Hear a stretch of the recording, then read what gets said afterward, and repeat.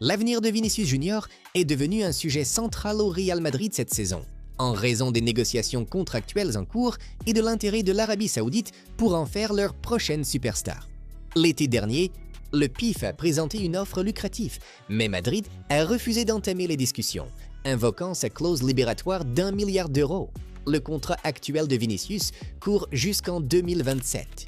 Cette semaine, des rumeurs ont évoqué une possible prolongation jusqu'en 2030, mais l'entourage du joueur les a démentis. L'Arabie Saoudite est en contact avec Vinicius depuis 2023 et a même rencontré ses représentants à Londres en 2024. Cependant, l'attaquant n'est pas pressé de quitter l'Europe, avec pour objectif de remporter le Ballon d'Or et de profiter de son temps dans la potentielle super équipe du Real aux côtés de Kylian Mbappé. Vinicius a profité de ses apparitions publiques pour réitérer son désir de rester au Real Madrid. Fin janvier, le club a entamé les discussions pour une prolongation de contrat, proposant un salaire compris entre 15 et 20 millions d'euros que Vinicius a refusé. Le joueur vise un contrat historique, équivalent au plus gros de l'histoire du club, autrefois détenu par Cristiano Ronaldo. Cela impliquerait un package d'environ 30 millions d'euros par an, incluant salaire, primes et primes à la signature. Des sources indiquent que si Vinicius devait partir, le Real Madrid pourrait se tourner vers Erling Haaland.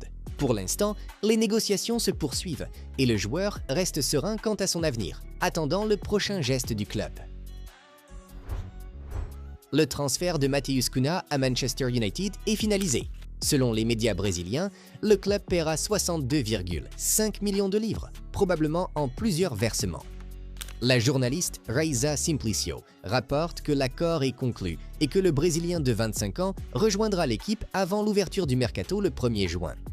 United recrute Cunha pour renforcer l'attaque de Ruben Amorim, l'équipe ayant eu du mal à marquer et ayant beaucoup compté sur Bruno Fernandes, notamment après la blessure d'Amad. Garnacho et Højlund n'ont inscrit que 18 buts à eux deux, et parmi les rares joueurs à avoir plus de 10 contributions décisives figure Rashford, qui devrait être vendu. Amorim cible des joueurs adaptés à son système en 3-4-3, et Cunha évolue déjà dans une position intérieure gauche chez Wolverhampton avec une solide expérience en Premier League, ce qui réduit le besoin d'adaptation. Il rejoint United au même âge que Bruno Fernandes, et le club espère qu'il aura un impact aussi rapide et positif. L'arrivée de Cunha, aux côtés de jeunes talents comme Liam Delap, devrait renforcer l'effectif dès la saison prochaine.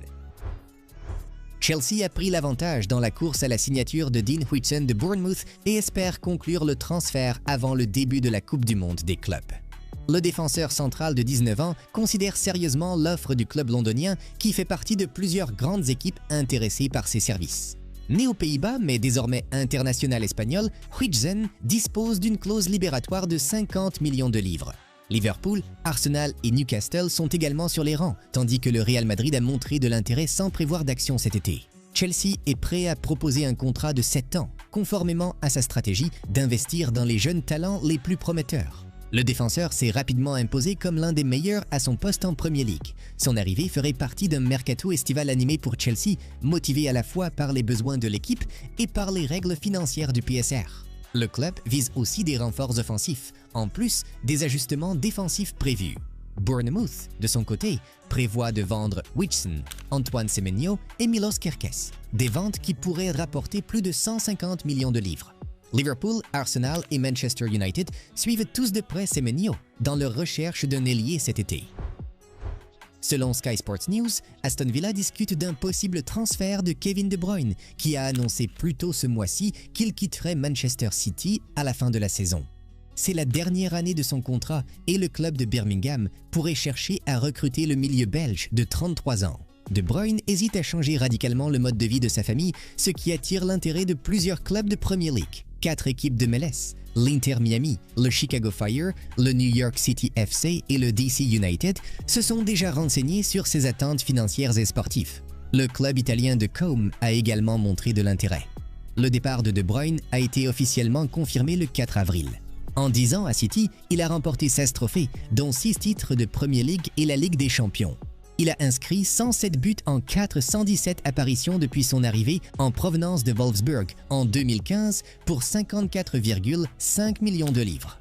Ce serait un excellent choix pour Villa, a déclaré Paul Merson. Si Kevin veut jouer chaque semaine, il devrait aller en MLS ou en Arabie Saoudite. Mais s'il se contente de 20 à 25 matchs par saison, Villa est l'endroit idéal. Il y a tellement de vitesse dans cette équipe et le grand terrain de Villa Park est un rêve pour De Bruyne. Le gardien de but du FC Porto, Diogo Costa, souhaite rejoindre Manchester City selon le journaliste de foot mercato Santi Auna. Auna affirme que l'international portugais a donné un premier feu vert pour un transfert à l'Etihad.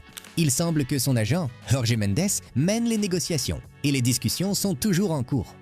Costa dispose d'une clause libératoire de 75 millions d'euros dans son contrat et il reste à voir si City devra la déclencher pour finaliser l'opération. Si Costa rejoint City, cela pourrait indiquer un départ d'Ederson cet été. Le gardien brésilien était proche de l'Arabie Saoudite l'an dernier, mais les clubs intéressés n'étaient pas prêts à répondre aux exigences financières de City. Cet intérêt pourrait bientôt être relancé. Chelsea et Manchester United ont également manifesté de l'intérêt pour Costa ces dernières années, mais le prix demandé par Porto avait jusqu'ici découragé les prétendants. Avec un été chargé en perspective sur le marché des transferts, Manchester City semble prêt à dépenser une somme importante pour recruter un nouveau gardien numéro 1. Chelsea suit de près plusieurs des meilleurs défenseurs centraux et attaquants d'Europe dans le but de conclure des transferts avant leur participation à la Coupe du Monde des clubs cet été. Le club vise les signatures d'un avant-centre, d'un ailier et d'un défenseur central. Parmi les candidats figurent l'attaquant d'Ipswich Liam Delap, Victor Osimhen, Naples, Hugo Ekitike, Eintracht Francfort, Benjamin Sesko, RB Leipzig et Jonathan David, Lille. Pour les ailiers, Chelsea considère Alejandro Garnacho, Manchester United, Jamie Gittens, Borussia Dortmund et Nico Williams, Athletic Club. Raphaël Leão, AC Milan, en revanche, ne fait pas partie des cibles du club.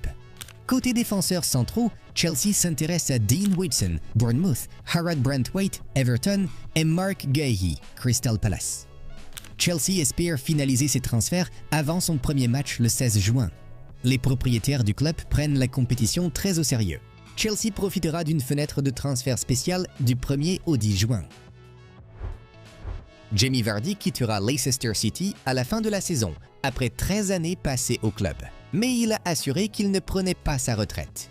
L'attaquant de 38 ans a joué un rôle clé dans la conquête de la Premier League en 2016 et de la FA Cup en 2021. Il avait signé une prolongation d'1 an l'été dernier après la montée en Premier League, mais a connu une saison difficile. Cette semaine, il a présenté ses excuses aux supporters après l'officialisation de la relégation. Vardy a rejoint Leicester en 2012 en provenance de Fleetwood pour 1 million de livres sterling et est devenu l'un des meilleurs buteurs de l'histoire de la Premier League. Lors de la saison 2019-2020, il est devenu le joueur le plus âgé à remporter le soulier d'or, avec 18 buts inscrits. Dans un message d'adieu, il a remercié Leicester pour tous les souvenirs, déclarant que le club avait accompli l'impossible. Vardy a confirmé qu'il ne prend pas sa retraite et souhaite continuer à jouer. Des clubs de MLS s'étant déjà montrés intéressés. Le président de Leicester, Ayawat Srivadhanaprabha, a salué Vardy comme un joueur unique ayant une importance immense pour le club.